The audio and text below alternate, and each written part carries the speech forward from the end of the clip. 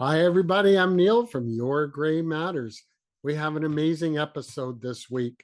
Ieden Wall, recognized as one of Canada's great media, TV, and radio leaders, an acclaimed poet, an amazing man who talks about his life and his career. We even get into a very interesting discussion on human relationships. I just got, there it is, his book, The Wisdom of Wall.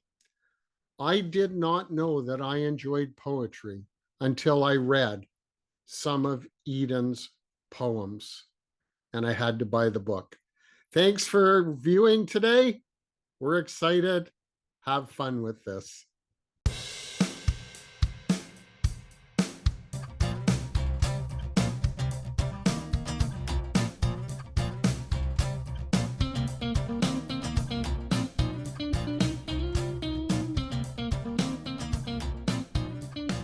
Hi, everybody. I'm Neil from Your Gray Matters. We're glad to have you again this week. And whether you have gray hair or no hair or red hair, but come on, we know what's under there. We appreciate you being here. And this week, we have someone really special. I am excited to have Ieden Wall on the show. Ieden, welcome to Your Gray Matters. Hey! Thanks very much for coming on. Ladies and gentlemen, you know that this show is about miracles and solutions that exist, but you may not be aware of them. And we asked Ieden to come on because Ieden has done things that are amazing. He's inspiring. He's an educator. He's certainly one of the top media guys around. He has his own TV show. He's been on the radio. He's an acclaimed poet. And I learned to say about him that he's not just groundbreaking. He breaks down walls. That's why he has this name. Hey, Neil. Yeah. Neil, I really appreciate the introduction. It's tremendous. But I wanted to tell you, at the risk of interrupting your great introduction, I wanted to share something with you from my personal life. May I do that? Of course. Thank you. Okay. So my dad, who is a self-appointed menswear guru, he's always busted my balls because he says that my collar always is uneven, right? Yeah. So just for the record, and you can back me up on this, Neil, Okay. that when you button down the first button on your shirt, irrefutably, one is going to fall lower than the other. It's a law of nature. Am I right? It is. Are you telling me that my collar's lower than the other? So I wanted, that's my way of saying hi to my dad, and it's amazing being in a Jewish family because, the whole family's full of TV producers who have yet to produce their first second of television. Well, but they're all mavens at the art of producing television. Well, it's tremendous to be here with you today. I follow your podcast and I think you do an amazing job. And I'm really glad we can, cut out the time today to get to know each other. Yeah, and thank you very much, Ieden. This is a real pleasure. And, I worked for years in Jewish community, and I learned quickly if you put two Jewish people in a room, you're going to get three opinions. So I get the caller thing for sure. Ladies and gentlemen, let me tell you about Ieden Wall. I hope that you're all familiar with them, but if not, you'll be more familiar with them in the next few minutes. I'm going to read a little bit of this because there's so much, but I have to tell you that he's a best-selling poet, and we're going to talk more about that today. He's a comic, as you just learned 2 seconds ago with the caller. He's a funny guy, but he's a serious journalist. He's a TV host. He's been on radio, and he's just someone who we're all lucky to have in our community. But he's amazing because at the age of 19, he got going. Rogers actually hired him, and he was a street reporter for them. And he had a segment called Off the Wall, which became really, really popular. He won an Ontario Cable Award for the work that he did in when reporting. You say Cables Award, it makes it sound like I was pulling cable in the trucks, but I definitely was never cut out for manual labor. But the way you say it sounds so much better. Well, hey, Neil, this is an interesting fact. Yeah. Stephen Kersner, who created Ed the Sock, the voice and creator, producer of Ed the Sock. Now, he was the person who hired me on Rogers at 19. And coincidentally, as life would have it, now he hosted a Jewish program on Omni, which was before Omni. I think it was at CFMT. I forget what it was, but he hosted a Jewish show. And often I talk to him about the perils and obstacles and, all of the inherent and varied challenges of doing a Jewish show, which I know we're going to talk about. But, big shout out to Stephen Kersner, because he hired me and he ignited, the flame inside of me that is going as strong as ever some 30 years later. So, let's get into it. Well, I got to tell you, thank you for telling us that, because that's a great piece of info. We're going to keep that one in. In the 1990s, Ieden actually created, wrote, and produced a reality comedy web show called The Dream Chaser. And I'd like to hear more about that show. I know that you were supposed to get it onto Fox, but somehow it didn't happen. But it had a brilliant mix of humor and humanity. Yeah, thank you so much for mentioning that. Although I have to tell you, when you bring up the topic of The Dream Chaser to Ieden Wall, it's, you're opening up a whole can of worms in the process. It was, I'm not exaggerating to say that it was a full-blown obsession. It consumed me. It consumed my life for, well, geez, the good portion of my adult life, if you can, if you can call me an adult. I was just so enveloped by this idea. So you say, how did you come up with this idea? That was your next question. It was actually. See, tell us, stay on this. See, I'm doing both jobs here. It was a very personal thing for me, Neil, and I know you've had these moments in your career because you've done so much for other people, the community, and you continue to. But this idea just flew into my mind, kind of in a moment of deep melancholy and desperation. I was struggling. I was 19. I was struggling as a comedian and a host, broadcaster. And I thought, wouldn't it be great if there was somebody who could show up in my life right now and just take me to the top, make my dream happen for me. Somebody who believed in me equal or more than I believed in myself.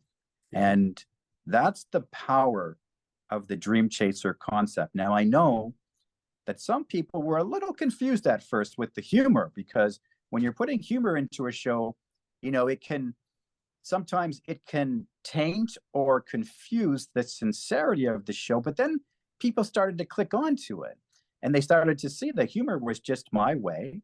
I am a comedian by, at the core of who I am. I love to make people laugh. And, the idea of this guy that was going to ridiculous lengths to make the dreams come true. And I mean, ridiculous. Like, I don't know if you saw any of my episodes, but, there were a few rules broken, Neil, a few laws that were skirted very gently and delicately. Did you see any of my episodes? Actually, I'm just starting to watch that part of your career now. I've been focused on your book, actually. Jewish. Yeah. So just to tell you, in one of the episodes, I'll send you this when this podcast is done. But I actually went into a hospital disguised as a doctor to bust somebody out of the psychiatric ward to pursue his dream. So, there was no limits, whatever it takes. And it was just a great project. And I appreciate you mentioning that, because I've moved on, definitely moved on. But, there is that thread in everything that I do. And even in my interview, and you might have picked up on this, that I'm always very much aware and cognizant of who's in front of me. I don't do any pre-interviews. I don't script any questions. I just look at them, look at them dead in the eye. I feel their energy, and I see what are the blocks in them that I can identify in that moment. What are the deficiencies? What is the pain? Because we're all in pain, right? We've all had trauma in our life. It's a really, really tough world. I don't care who you are. We're all just barely, skirting through the traumas of our life. But I always try to offer, a moment of healing and a moment of reprieve, a moment of clarity, a moment of insight. And I received that back from them. So my interviews, very much like you, are just amazing conversations. And, so I suspect that it'll be that way today with you and I. Yeah, and actually, thank you for that, because I learned to become a dream chaser about 30 years ago officially. I remember when someone actually explained to me what a dream is. And so So what is a dream?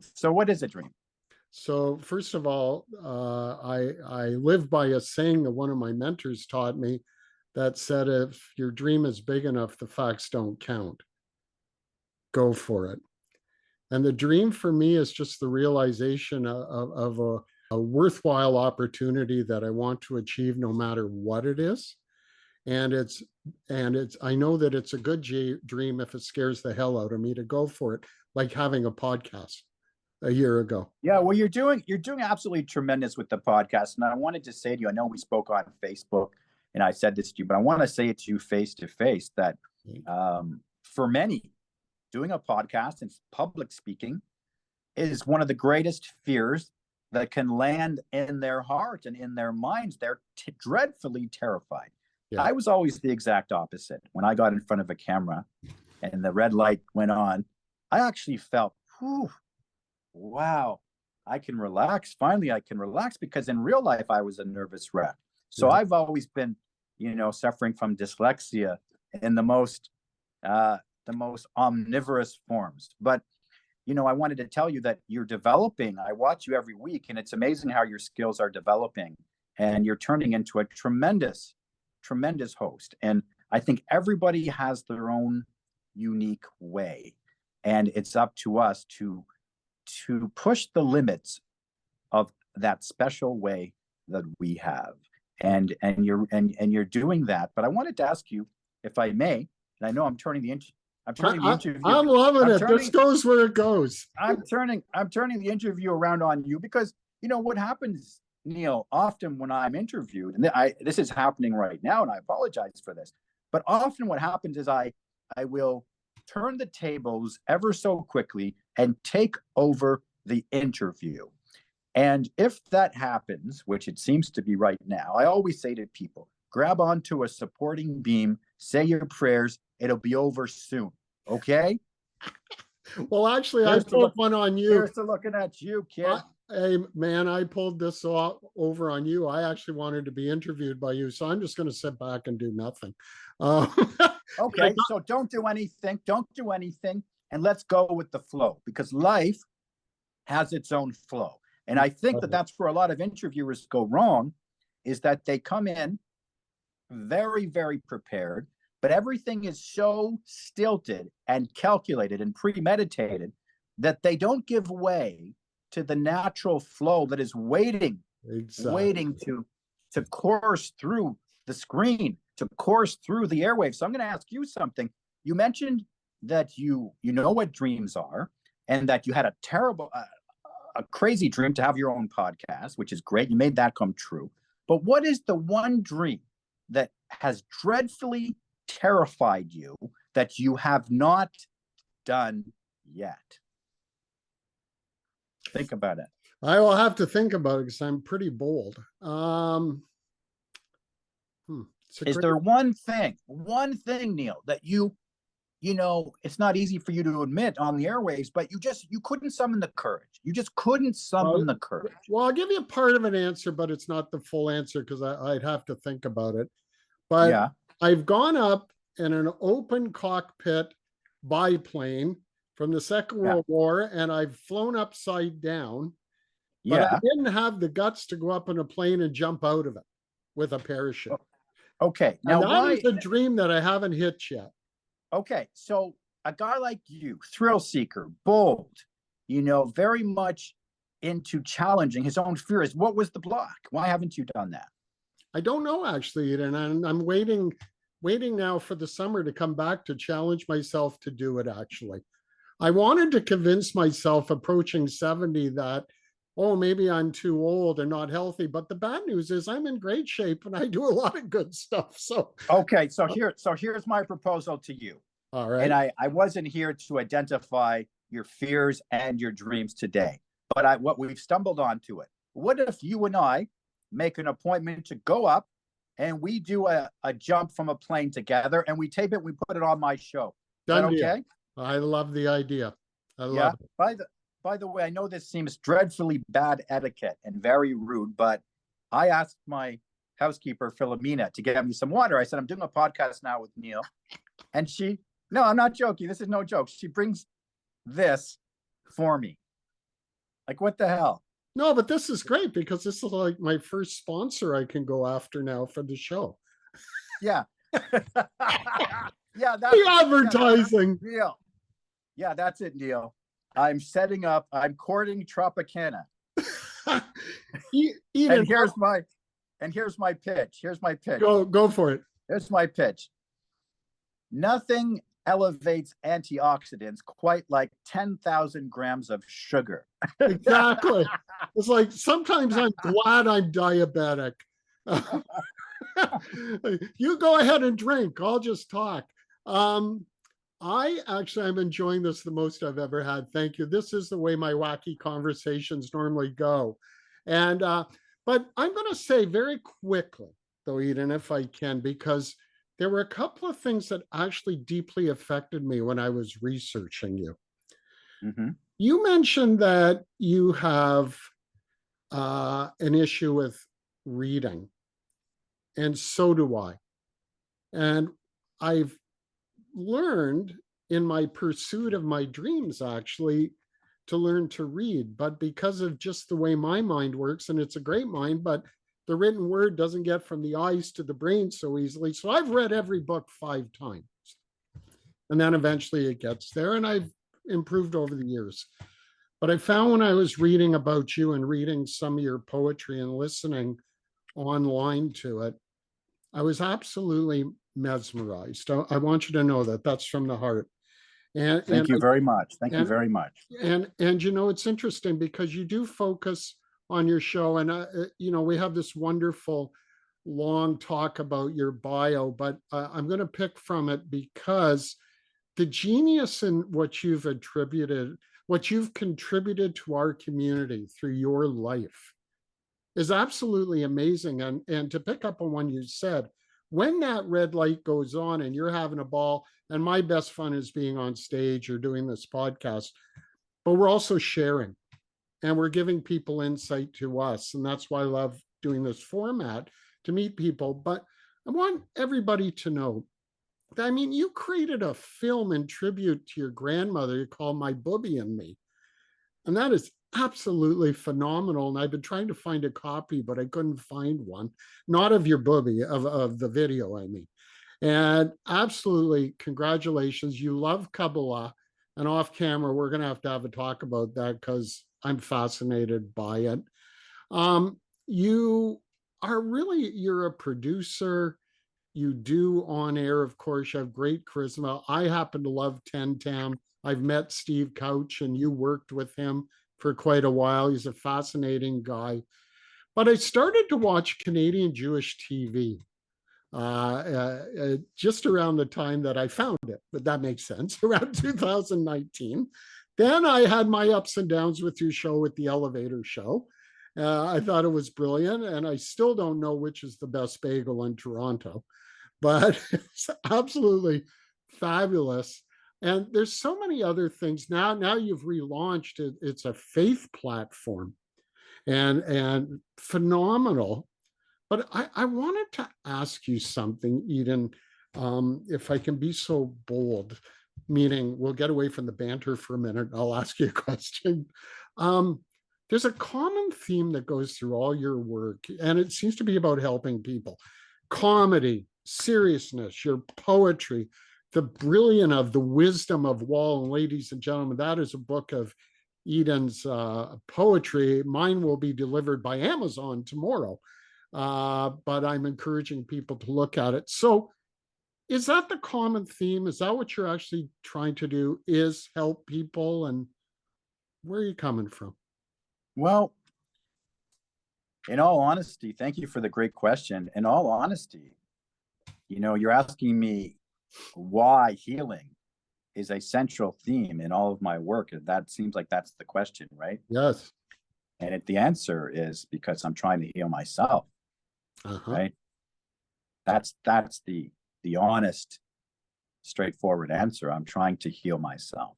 Okay. And I believe that whenever we do anything in life that is overt and is hyper intense and it is hyperbolic, then we are tipping our hand that we are, in essence, trying to do that for ourselves, right? That it's about us in our life. And so I would be disingenuous and not, forthright if I told you that I wasn't still trying to heal myself.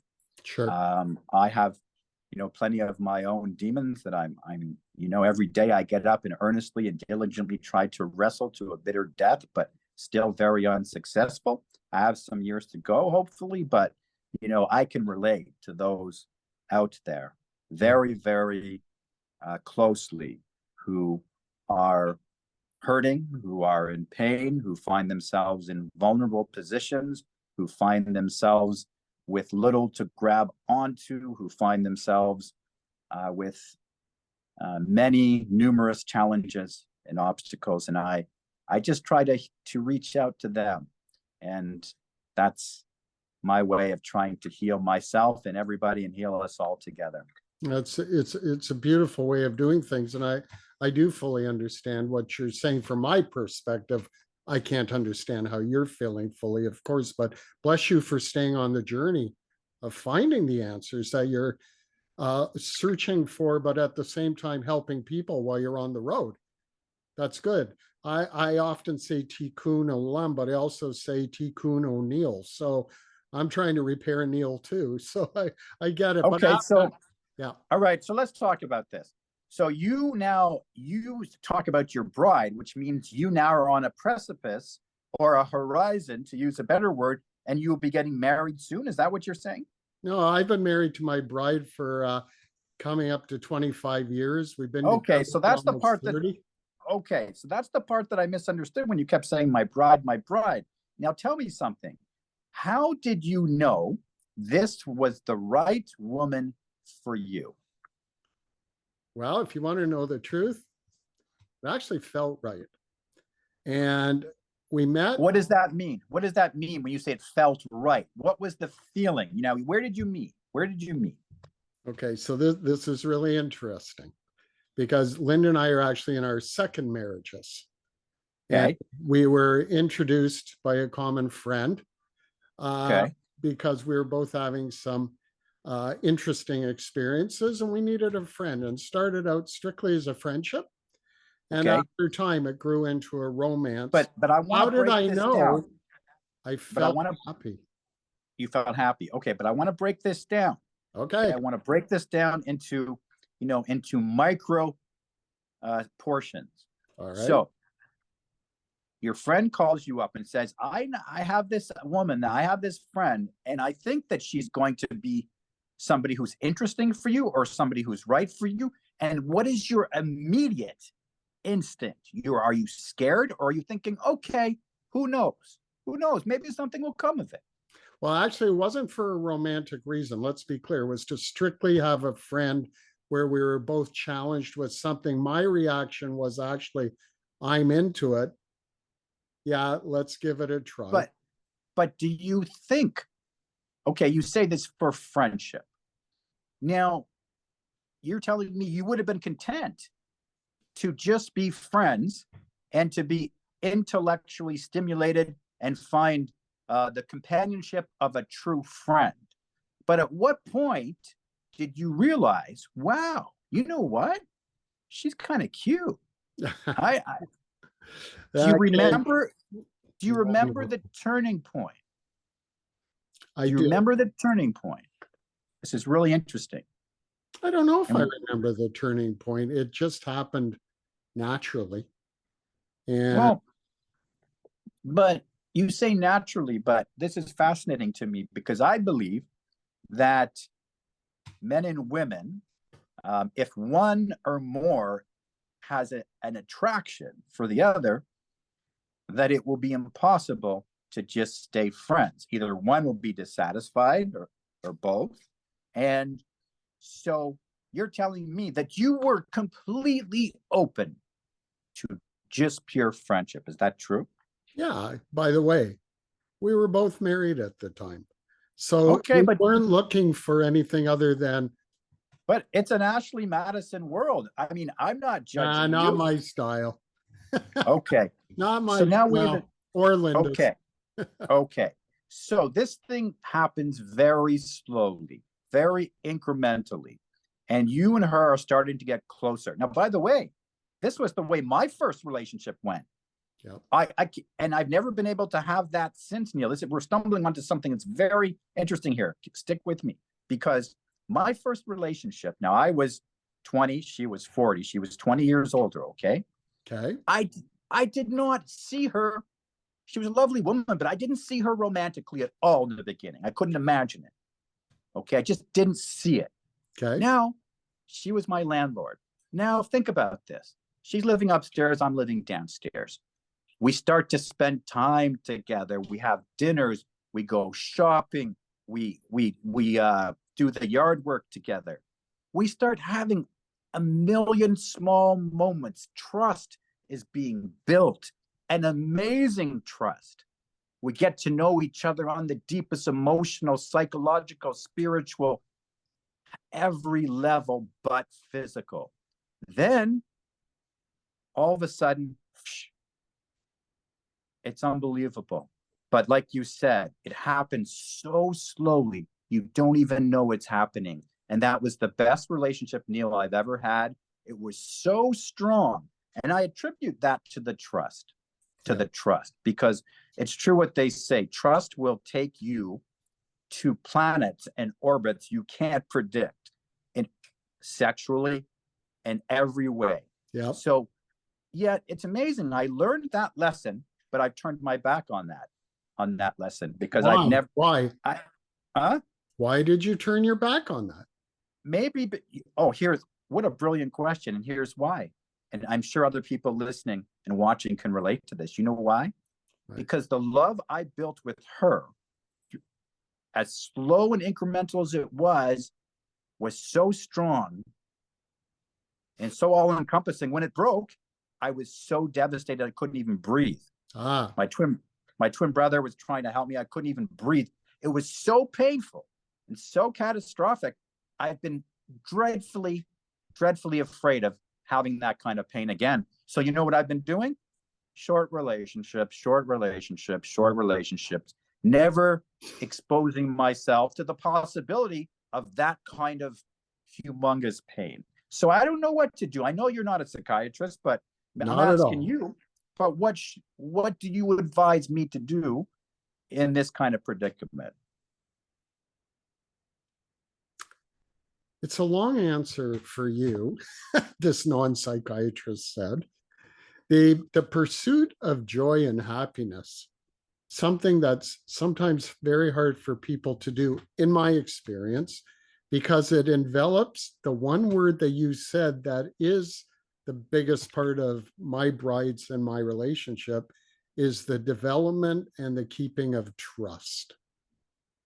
And so I'm not sure how to help you. I don't know the answer, but I'm wondering if you're even having some interesting trust issues that disallow you to even start to reach out to people fully. Now, what makes you say trust issues?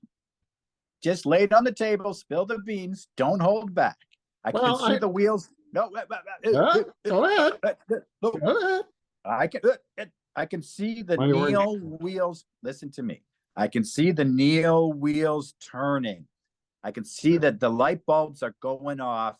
It's like fireworks in Brazil. You got to spill the beans here. Why are you saying trust? Just spill the beans. Why are you saying trust? Okay, so here's the answer. I have no idea what to say, but I'm curious about what goes through your mind and what you're feeling genuinely. And just listening to your words, you said that you had a long trust and it was broken, and you're searching for why now you have. No, the trust wasn't broken. The relationship broke. Okay. The trust wasn't broken, but I'll be honest with you, in my childhood and other times, trust was broken. So I do think you're kind of stumbling onto a very interesting theme here. Yeah. And trust, yeah. Trust is, because I suppose you're right. If I felt that I could trust to a level that was close to 100%, I would subject myself to the chance of experiencing that kind of pain of the breakup again. Yes. So you're right about that. Yes. But it would have to be an incredible trust, you're right, to expose myself to the possibility of that kind of pain. Because when you break up from somebody who you're so attached to, and a lot of men, we don't get the credit we deserve, because human emotions are absolutely universal. They go right across the cosmos, and I think men have every bit as difficult time with breaking up with somebody they truly love. So it's a tough thing, and I hope it's something you never have to experience, and I don't think you will have to experience it by the sound of it. But what makes you say to me, Eden, I don't think I'll ever have to experience that, because my relationship is so strong. I doubt that I'll ever have to experience that. What is it that binds you? And what's your wife's name? Linda. Linda. So what is it that truly binds the two of you together in this cosmic dance of the souls? Total interest in each other's joy. I don't even hesitate in that. Now, what does that mean? Break it down. You said total interest in each other's joy. In other words, her feeling good is put in front of your own interest to make yourself feel good. Is that right? Well, that's actually your words, not mine. Well, what is your word? My joy is from taking part in her joy. So my joy expands when her joy expands, and vice versa, Eden. So if there's something that Linda wants to do, and we have our own circuitous route like everybody else. Yeah. We've found a way. And by the way, I don't mind sharing with you and everybody who's listening to this, finding the process of trust and the pursuit of joy, which we do. It's a part of our lives. Takes work. It is a circuitous route. For me, I can't talk for anybody else. I actually had to learn how to become joyful. I had to learn to understand that everyone, every individual is on their own journey in this apparent life of ours. And therefore, what one experiences in their journey, their pursuit of joy, if that's what they're doing, shouldn't be changed or modified because of what I think that they should go through. So Linda and I have developed a real interest over years, and training and reading. Reading for me is hard, to learn how to even be of a great benefit to each other, more than the importance of love and relationship and the bond and trust that we have. But it's being interested in what we're both trying to do in our life. So when I became a podcaster, Linda was jumping right in to help, and that was not insignificant to me. When Linda has now pursued a change in her career path because a car accident 6 years ago took away her life, not her life, God forbid, but what she was doing in her life that she enjoyed so much. 5 years of working through the healing of an accident, especially during COVID. So we learned how to keep living together. Now, but coming out the other end. Right. And I have a question for you, Neil. Yeah. What that car accident sounds like a very traumatic time for Linda and for you. Sure. as an extension of that, given the fact that your empathy and love for Linda is so great. What do you suppose that experience taught you, and how did it change the love you have for Linda? Yeah, well, I don't know that it changed the love. My love just grows every day. So the thing is, the experience, when hard or when joyful, we had both because we created that. Yeah. Was we decided to make it, and people will find this hard to understand, and that's sad for me. But every day, no matter what we went through, and we went through some tough times, some easy times, was part of coming out the other end. And we just accepted that. Okay, And but so it's a higher level of thinking yeah, and learning. I got a question for you. It I seems know. like you are madly in love with Linda still. Oh, That's the impression. not a That's the question. impression I get. Yeah. And that's inspiring to me, and it's amazing after 25 years, and it's inspiring that you got a second chance, which when some people don't get a first chance in life. So this is all great. Here's my question to you, just thinking off the top of my head, at the risk of taking control of this interview, which is Oh, you did a long time ago. It's okay. which is probably a foregone conclusion by now. But I'm wondering something. If you were writing, just work with me here hypothetically. Yep. If you were writing the dating profile of Linda, well, stretch for me here. Let's say you're her best friend. You're not her husband who's madly in love with her. You're her best friend, and she's now putting herself into the dating market. How would you describe this amazing woman in three or four sentences? Because she sounds very unique. Let's do this exercise together. How would you describe her in 3 sentences? That's brilliant, all. brilliant, beautiful, and completely full of integrity. I don't need sentences. But why is integrity so important to you? The way you slowed down when you said that and put such emphasis on integrity. I stumbled on the word. Sometimes I stumble on words not good for. No, I think there's a reason for that. Why is integrity so important for you? Can I ask you a question, by the way, as we continue on this? Yeah, yeah. I'm Jewish. I answer questions with questions. Yeah, and I take over interviews. And you have Tropicana and I have coffee, and both are orange. The thing is, the development of a relationship is worth it or it isn't. Each of the individuals will decide. But the decision to pursue a relationship is individual. It's both. And for us, we decided at some point in our friendship to pursue something else. So when you ask me what I think of my Linda, I get up every morning and I look over and I go, oh, she's still here. That's good. And then I say, I am blessed and highly favored. And that's how I start my day on many levels. I try modernity, but it's not working.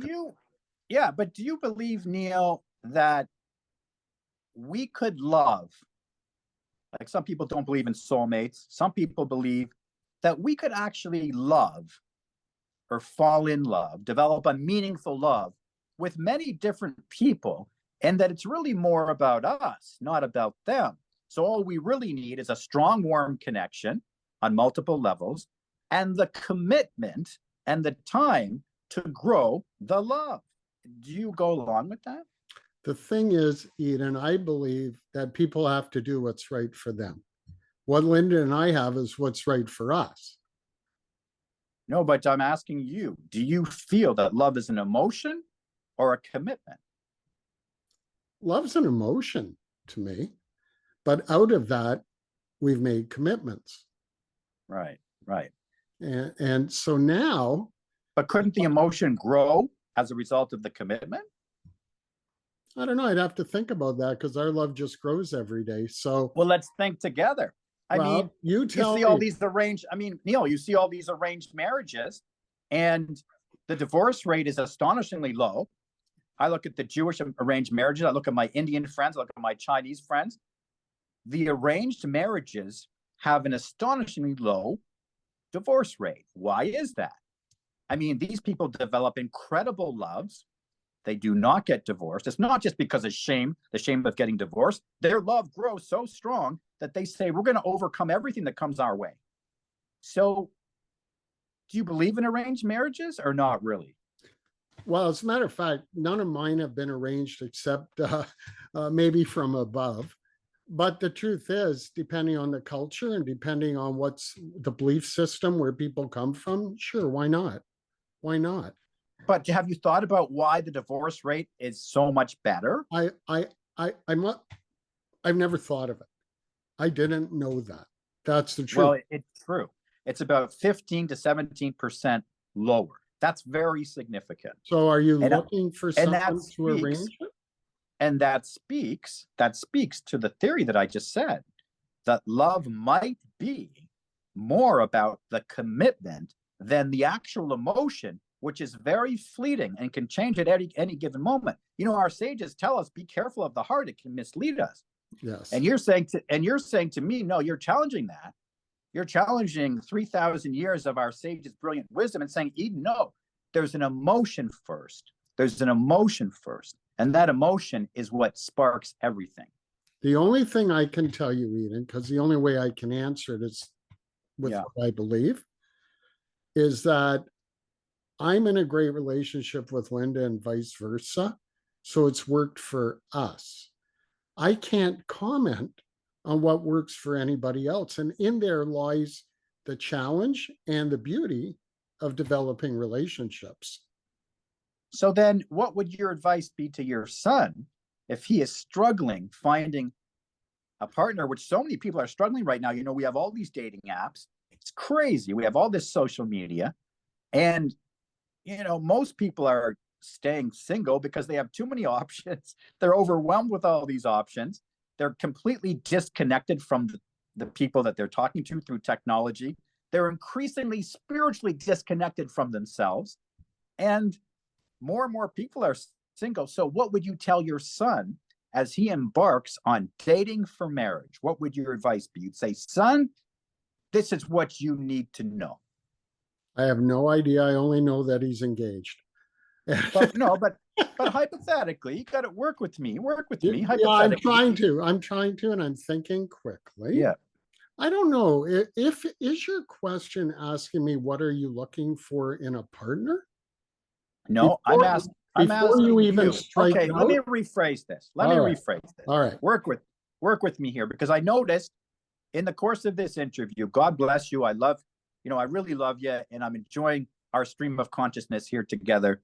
And but one thing I've noticed is that your brain is much different than mine, where when things get outside the structure for you, outside the structure of the interview and where you want things to go, that you go and you drift into territory that's a little bit uncomfortable for you. Whereas for me, I can't stand structure, so I do everything in my power. I can see. Actually, I am a guy who likes structure and very comfortable outside of it. Actually, out of the box is good for me. The interesting point of this is, and it's just my own natural inclination, is you've come to me with a series of questions of things that you're struggling with, trying to sort out in your own relationships.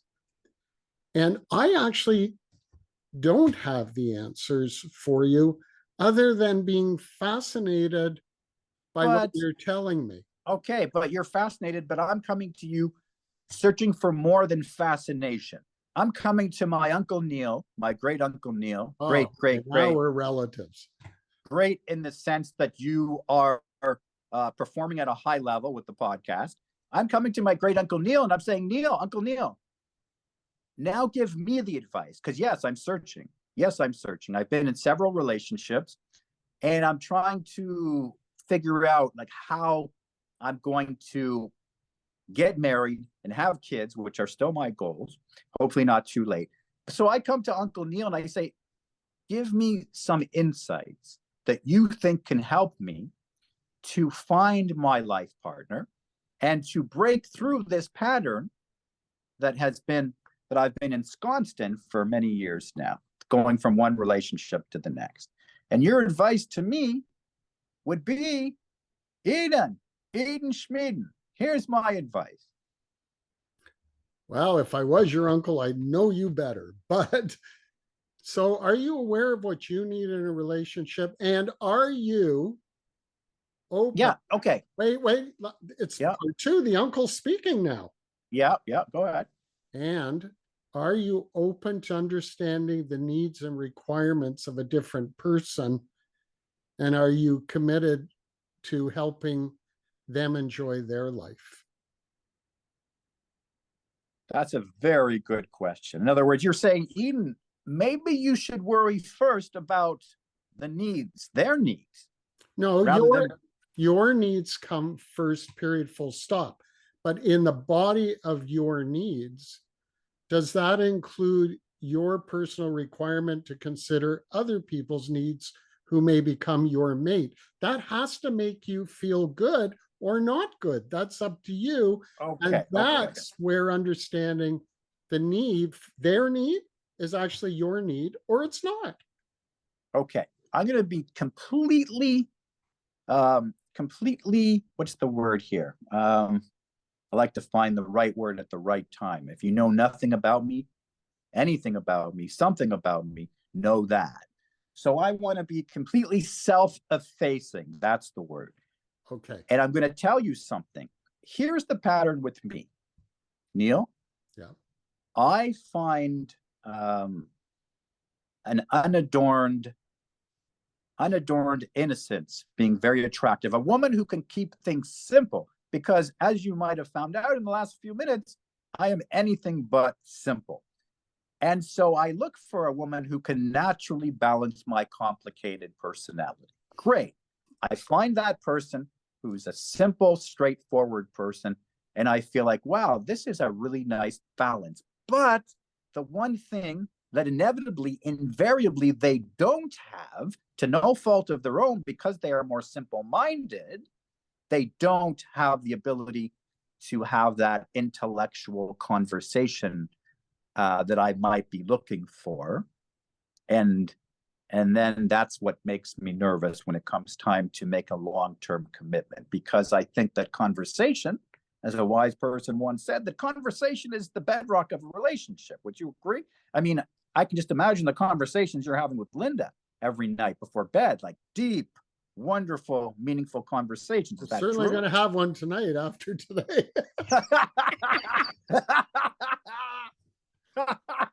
I got to drink my Tropicana to that. And I got to give you, only because I could keep you on for hours, but you gave me a I got to drink my timeline, and Tropicana. we're pretty close on the timeline for you. I'm happy you're staying on all day. Tropicana. It's going to Listen, be the next sponsor of Canadian Jewish television, J Weekly Canada. You know, before you ask your last few questions, that and I really really, true. Yeah. and I, you know, I hope you don't think I'm giving you a hard time today. I really just love to explore a stream of consciousness wherever it goes. And I think you've stumbled onto some great insights for me about love and dating. And I've also stumbled onto some interesting insights about you, about this need to adhere to a hyperstructure. And when you're, when you're pushed out, I've pushed you outside of that a little bit, and that unnerves you a little bit. Really? Oh, okay. It makes you a little bit uncomfortable, and I didn't want to do that. But I I didn't, wanted to in all honesty, I didn't know that you did, but okay, great, because I was worried that maybe I pushed you outside of your comfort zone today. Hey, we're on the air, pal, but I want to tell you something in all honesty, Eden. Yep. I struggled a bit only in that I'm going to assume that the questions that you're asking about yourself and what you're seeking is not for comedic purposes on this particular episode of Your Gray Matters. And by the way, if I'm your great uncle, that's spelled Greyt. So I actually wasn't having any problems being outside of a box. I was struggling with being respectful of what's important to you.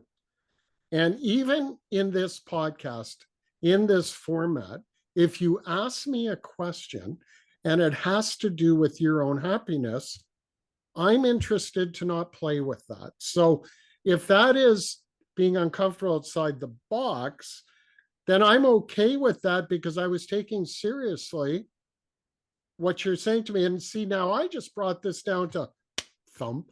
No, you didn't. But no, you didn't. Okay. No, you didn't. But it no, is you the didn't. truth. No, you didn't. You didn't do anything. You didn't do anything. This is absolutely wonderful.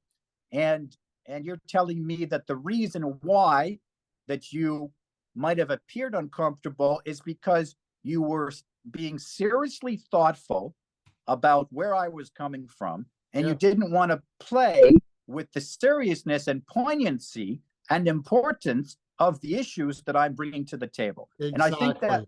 And I think that's absolutely wonderful. And I think that that's, a thoughtful podcast host. I often guise humor, right? I guise humor. I use humor to guise things. Yeah. But as you know, beneath humor, beneath all comedy, is something very powerful. Yeah. I've often, thought about that. But I value your experience. I value that you've been in a great relationship, and so I really sought guidance with the right intentions. Though you're right, there's nothing you can really tell somebody else in terms of how they can pursue their happiness, Correct. because only they will know when they're happy. Yeah. But I wanted to do as time is running out here, I wanted to do a shout out to my co-host, Susan Manouk. Good. You've watched her on the program, and I wanted to say that she's been so instrumental in the progression and advancement and evolution of the program. We're up to 130,000 people a week on Wow. television. Congratulations. That's awesome. That's awesome. Thank you so much. And that's, a mature kind of, boomer audience predominantly. I'm not going to lie about that. We're still trying to figure out how to reach, younger Jewish viewers, but in no small measure has she been responsible for the success of the show. And one of the lessons in life for me that I realized, hopefully not too late, is that you can't do it alone. You can't do it alone. No one's an island unto themselves. And I guess because of some of my early childhood traumas, I was always an independent force, sometimes too independent for my own good. And she's been a great partner in crime. And I wanted to say hi to her and thank her for throwing herself in front of the camera. She's a print journalist by trade, throws herself in front of the camera, and we're now into season number 4, and she's doing a tremendous job, and I really appreciate her very much. And I know you mentioned you like watching her too, because and Linda, I want Susan to know that I watch and enjoy, and Linda's a huge fan of her interviews. Yeah, she's just so graceful and so well comported, and so she just carries herself like a true professional. And God, the show definitely needs more of that. Wow. Listen, you two are strong together, and you do a service to the community by producing what you do. This podcast is fantastic to me because I did have questions that we prepared, and I have my own questions. And here's the interesting comment to you. I love going out of the box and doing this. And I love just talking with people because I have a ball getting to know people and getting to know you. Wow, what a pleasure. Yeah, thanks. And but I think that in taking control of the interview, I feel that maybe I left out one of your power questions. So do you want to leave us with one final question, or are we out of time? Well, I have all the time in the world, actually. No, I have about 5 more minutes. So do you want to just end with one of your penetrating questions? Well, actually, I wanted you to talk about your poetry. And here's the reason why I've never really been into poetry until this week. I heard you recite The Big Bang. And I invite everybody to look for Ieden's book, The Wisdom of Wall, because his poetry is phenomenal and penetrating, and in my mind, brilliant. I'll let you make your own decision, but you should have a look. But when I listen to The Big Bang and I listen to I Cry, they're very, very moving poems. You also change your delivery, which is very different than from what we've seen in this podcast. And I wanted you to comment on these poems and any other ones that you've done, because I found them so moving that I had to put this in the podcast. And I'd ask you to comment on your poetry and what I've said. Well, thank you very much for that. People ask me, why all this poetry? Why this serious poetry, lyrical poetry? Some of it's very, very intense, as you just pointed out, like very intense. Oh, yes. And I always say, comedy, poetry, pretty much, if you strip it down, they're two faces of the same coin, really. because underneath comedy is Of the course. poignant poetry. Mhm. And The Big Bang, which you just mentioned, is one of my favorite pieces too.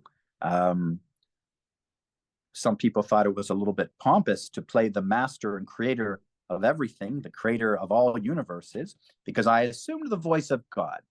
And I created the Big Bang because I wondered how God would defend all of these people who say, well, the Big Bang started it all, and that takes away the notion of God.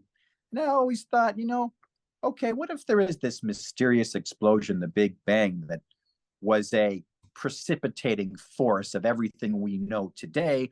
Well, certainly that doesn't take away the notion of an omnipotent, omniscient God who loves us in a wonderful way and cares for us in a very profound way, each and every one of us, and has a very, very close, mysterious relationship with each and every one of us. And so that was the inspiration behind the poem. And I'm really glad you liked it, because it took me 6 months to write that poem. I thought that it's funny because it took God only like 6 days, but okay.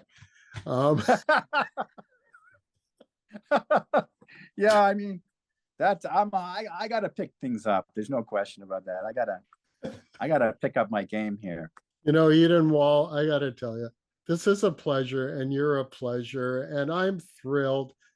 I'm just really thrilled. I have to say it twice. That was a great experience, but I want to, from the bottom of my heart, commend you for what you're doing. Ask you, if you're joyful in this journey, to keep going on this journey. For sure, invite me on your show, but definitely, definitely keep going, because you are making a difference.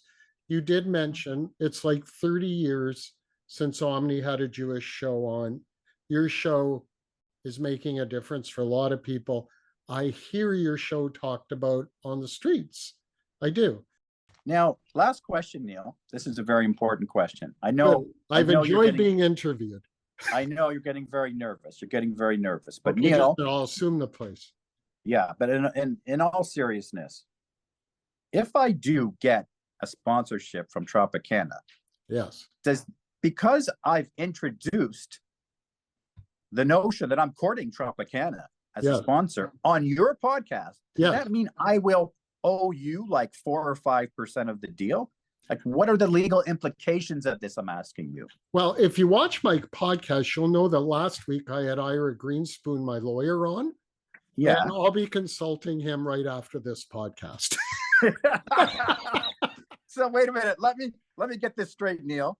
You're gonna be consulting your wife tonight. You're gonna be consulting your psychiatrist for sure tomorrow, and you're consulting and you're consulting your attorney. Is there anybody that you're not going to be consulting over this train wreck of an interview? Actually, no, I'm just going to let the viewers enjoy it. And that's good enough. And I would drink Tropicana orange juice. I love it, but I'm diabetic and I'd rather live. I wish you only the best with it. We've spiced things up with the moonshine here for sure. But thank you. On a serious note, I wanted to say thank you very much for inviting me today. It was a lot of fun, and thanks for your support. Doing a Jewish program, Neil, is not an easy thing. I'm not sure why, the community does not jump behind Jewish media vehicles so readily.